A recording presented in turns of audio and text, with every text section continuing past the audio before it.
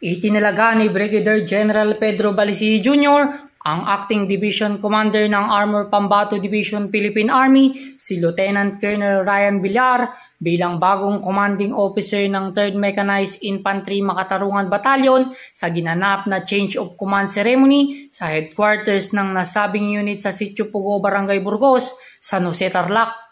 Inilipat ni Lieutenant Colonel Bautista ang pamunuan ng 3rd Mech Battalion kay Lieutenant Colonel Villar pagkatapos ng 2 taon at 2 linggo niyang pamumuno sa unit.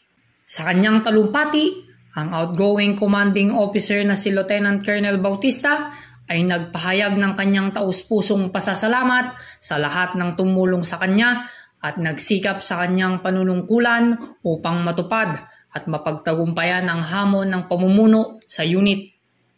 Kabilang dito ang mga opisyal at enlisted personnel ng unit, local chief executives, stakeholders at iba't ibang local government and non-government agency sa probinsya ng Tarlac.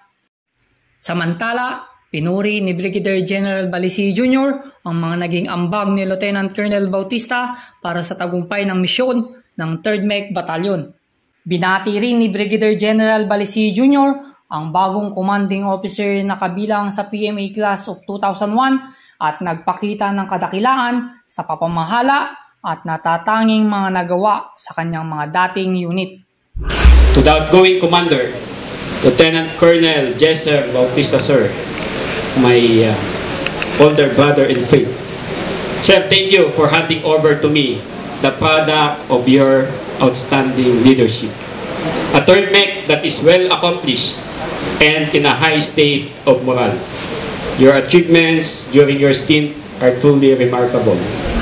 Ang change of command ay dinaluhan ng mga pinuno at matataas na opisyal ng militar mula sa Philippine Army, Philippine Military Academy, Northern Luzon Command, Army Aviation Regiment, Armor Pambato Division, 7th Infantry Kaugnay Division, 702nd Infantry Defender Brigade, 703rd Infantry Aguila Brigade, 69 Infantry Battalion, 71st Infantry Battalion at mga tauhan ng PNP sa ilalim ng Tarlac Police Provincial Office.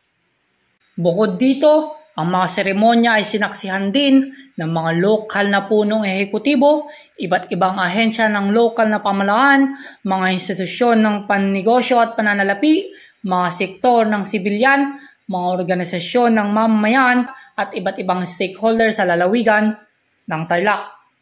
Mula dito sa lalawigan ng Tarlac, ako si Jesmart Tejada ang inyong kaugnay.